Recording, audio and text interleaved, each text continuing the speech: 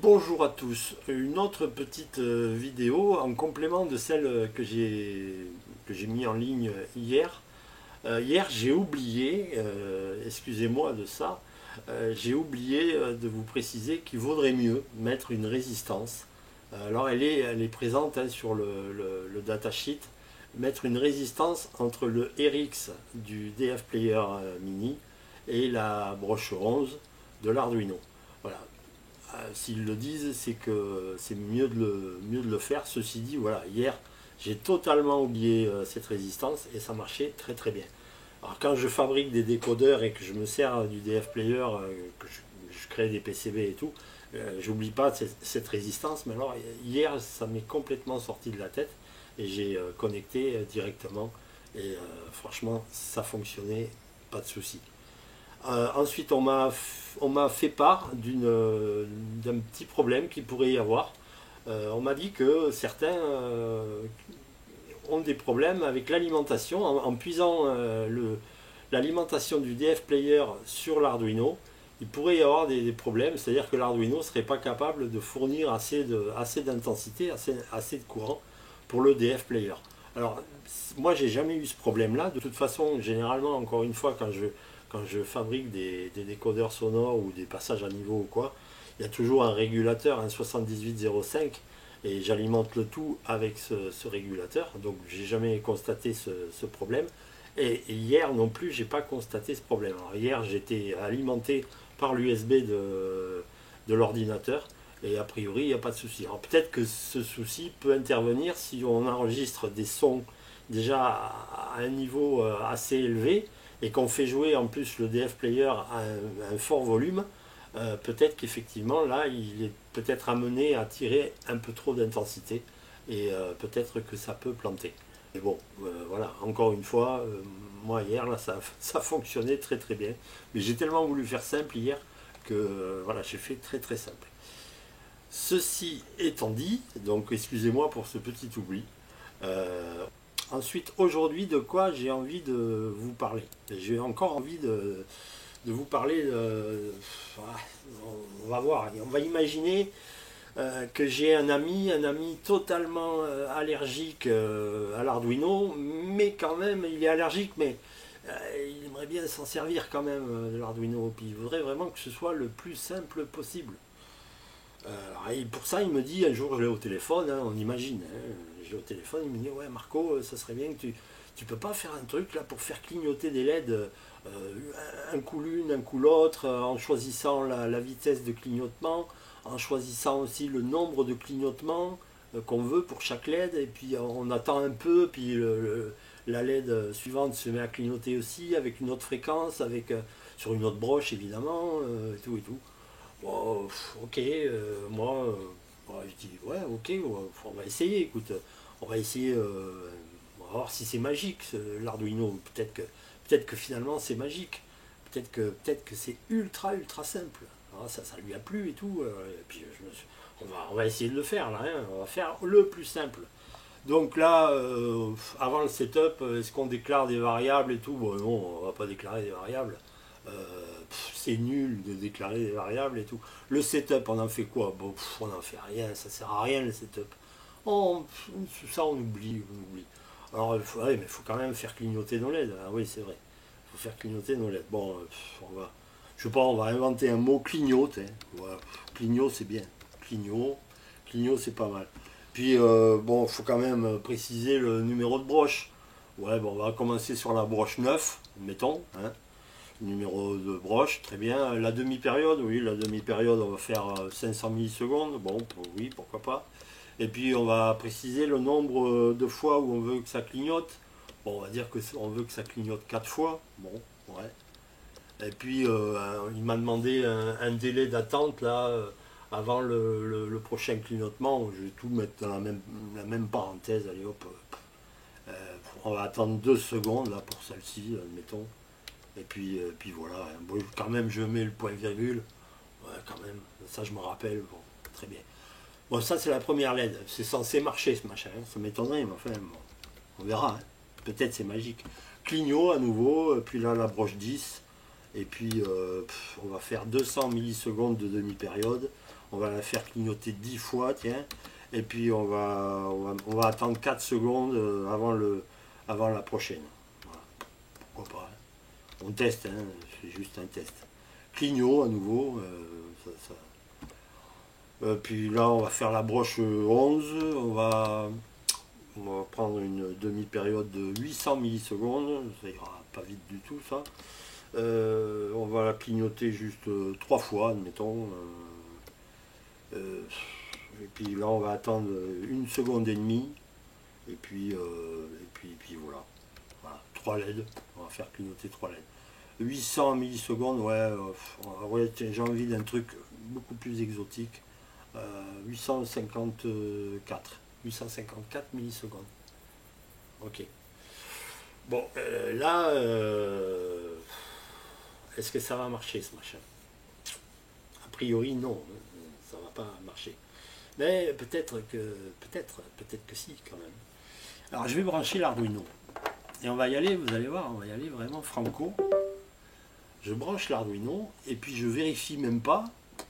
Donc il n'y a pas de déclaration de variable, il n'y a pas de setup, il y a juste 3 lignes dans le loop. Point. Et je ne fais même pas de vérification, je balance, je téléverse le code. Normalement je devrais avoir des erreurs de partout. Et il n'y a pas d'erreur, c'est le sieur. Étrange quand même. Mais est-ce que ça marche? Alors je vous montre, là j'ai monté une autre caméra.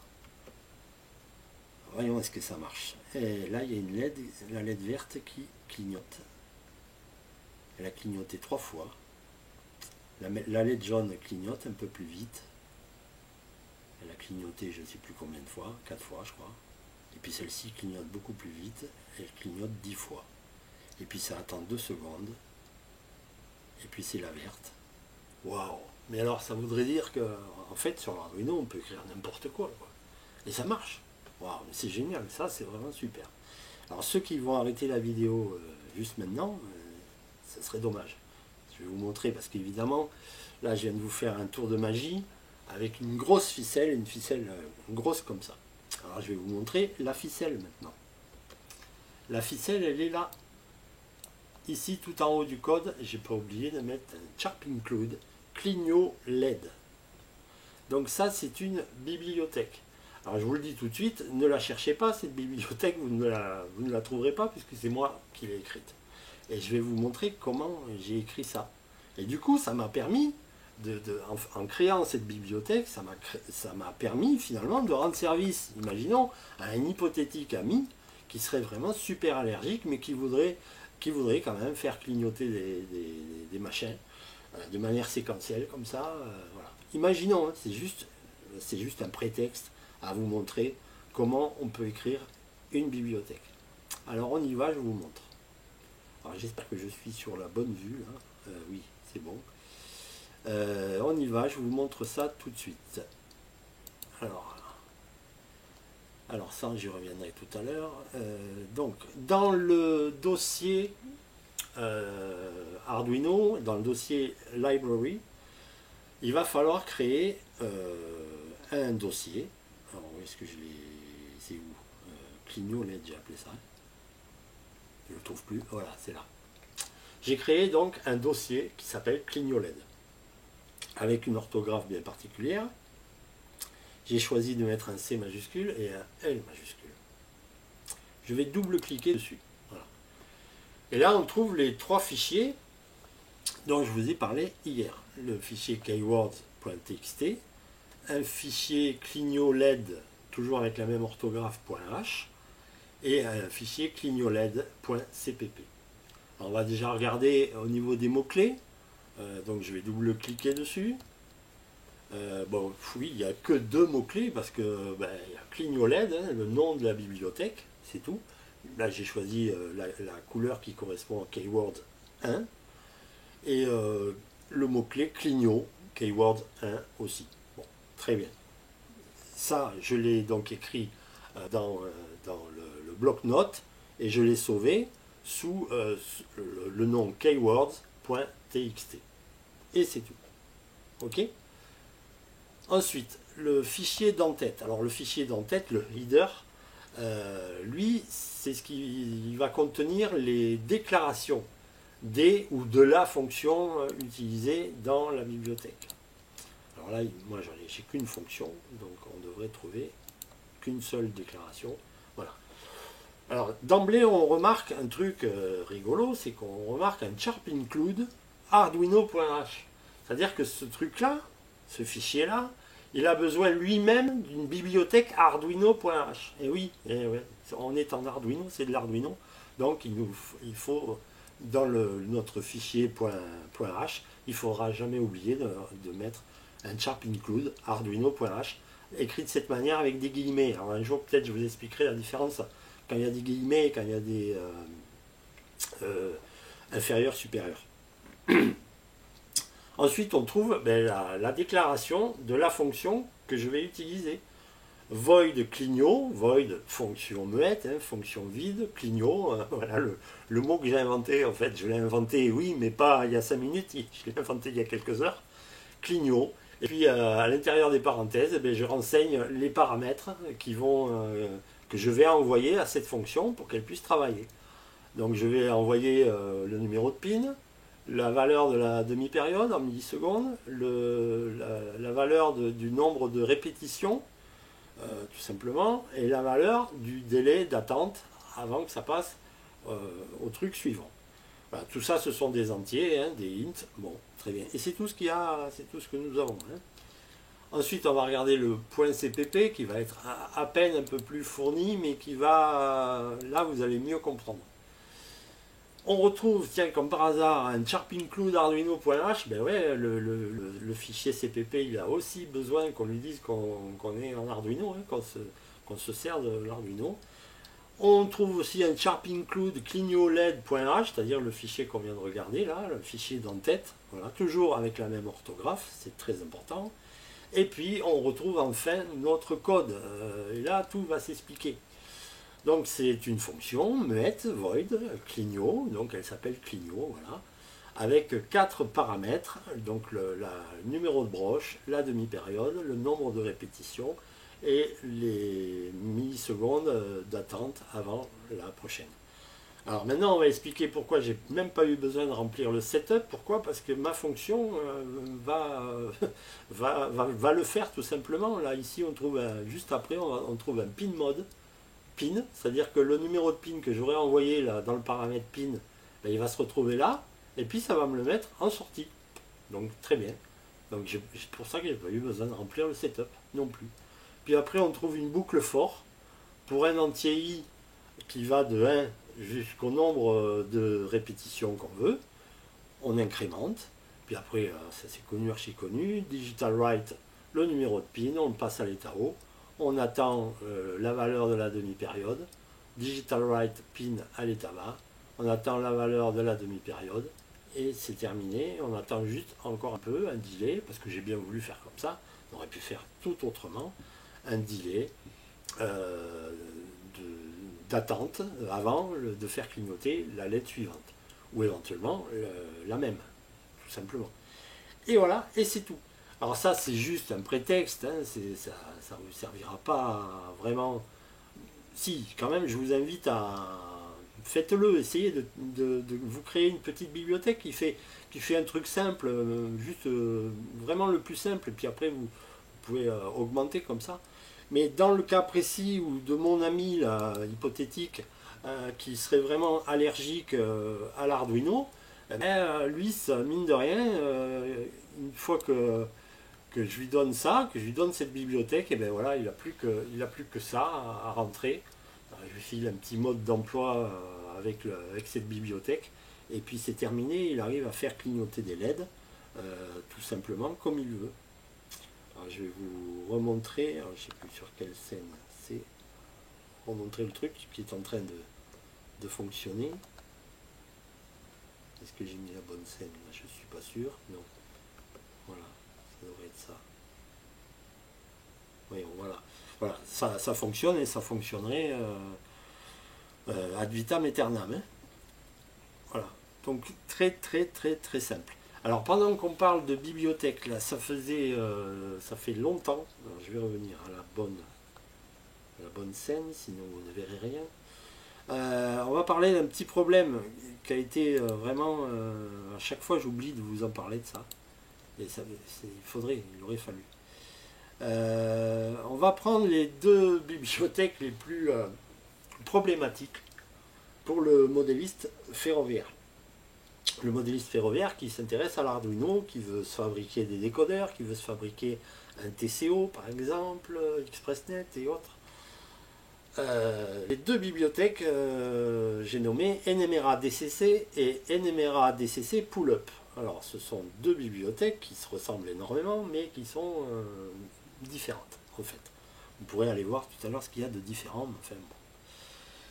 Et on va regarder, alors quand il faut l'une et qu'on a les deux, quand il en faut une spécifiquement et qu'on a les deux installés dans les librairies de l'Arduino, eh bien, si l'Arduino ne pointe pas vers la bonne, eh bien, on se retrouve avec un conflit.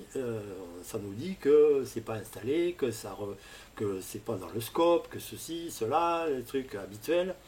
Alors, on va essayer de comprendre le pourquoi du comment. Alors je crois que en fait l'Arduino prend en compte la dernière installée. Déjà je vous montre le problème. On va déjà double-cliquer sur NMRA DCC. On trouve, comme on pouvait s'y attendre, au moins 3 fichiers, mais là il y en a un peu plus. Il y a des exemples, il y a les propriétés de la librairie. D'ailleurs, ça c'est pratique, ouais, c'est pas mal. Des fichiers, lisez-moi, enfin bon, peu importe. Mais on trouve en tout cas le keywords, comme d'habitude, nmradcc.h et nmradcc.cpp. Bon, très bien, super. Je cherche pas plus pour le moment, on va regarder l'autre. Je regarde l'autre, NMRA-DCC Pull-up. Et là, je trouve quoi? Et je trouve NMRA-DCC.h et NMRA-DCC.cpp. C'est-à-dire des fichiers avec exactement le même nom. Alors, c'est pas le nom de la bibliothèque, c'est pas le nom du dossier qui est important, c'est le nom du fichier d'entête et du fichier CPP. Et du coup, si on a les deux installés et qu'il en faut une vraiment précisément, et c'est toujours le cas, et que le truc pointe pas vers la bonne, eh bien on se retrouve avec effectivement la bibliothèque bien installée et tout, mais ça pointe pas vers la bonne bibliothèque. Du coup, on a un super gros conflit. Alors, comment se sortir de ça? Ben, tout simplement, temporairement, il suffit d'attraper la bibliothèque dont on n'a pas besoin, et de la virer, de la mettre sur le bureau temporairement. Et du coup, le premier point H que ça va trouver avec le bon nom, ça sera le bon. Tout simplement. On pourrait regarder ce qui se passe au juste, pourquoi l'une ne peut pas faire comme l'autre. Voyons ça. Alors,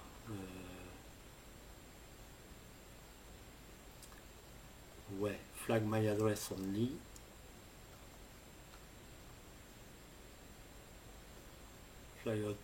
Voilà, c'est ça, je crois que c'est ça qui est...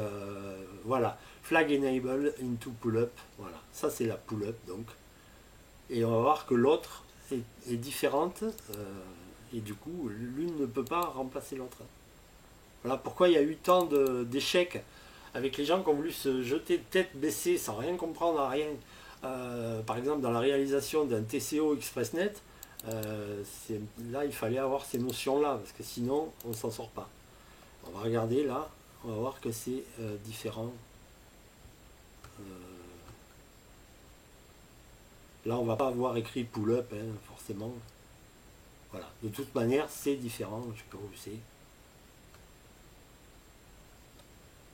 Alors c'est pas là, non c'est pas là. Enfin peu importe où c'est exactement. Flag, si voilà, c'est ici, flag my address only, voilà. Et là on voit qu'il n'y a pas pull-up, hein, jamais. Voilà, c'est ici. Donc l'une est très différente de l'autre. Elles se ressemblent, elles ont le même nom, autant au niveau du fichier d'entête que du fichier CPP. C'est pas très malin. Ceci dit, on pourrait aussi changer les noms à ce niveau-là. Ça pourrait se faire. Il faudrait changer tous les noms. Ça pourrait se bricoler. On peut aussi, ça m'est déjà arrivé, pendant que je vous parle de librairie, ça m'est déjà arrivé d'aller trafiquer dans une librairie. Un jour, j'ai eu besoin d'utiliser un petit moteur par Arduino, là, Et puis je sais plus ce qui n'allait pas, mais le nombre de pas par tour ne m'allait pas. Et j'ai été dans la bibliothèque, j'ai trafiqué dans la bibliothèque et du coup j'ai pu réaliser la chose en question. Alors évidemment, ça quand on fait quand on commence à bricoler dans les bibliothèques, c'est que déjà soit on est un peu aventurier, soit on connaît déjà pas mal, ou soit les deux. Et voilà, donc se rappeler toujours de ce qu'on a modifié, éventuellement le noter pour pouvoir revenir en arrière. Sinon, bon, ben, faut désinstaller, faut virer la bibliothèque et la réinstaller. Bon, c'est pas non plus, ça peut se faire. Voilà, voilà. En gros, tiens, on va revenir sur mon truc là qui fonctionne, hein. Et voilà, en gros, ce que je voulais vous dire aujourd'hui. Donc, on va continuer comme ça les vidéos. Quand j'ai des idées, je vous parlerai de tout ce qu'on peut faire aujourd'hui avec cette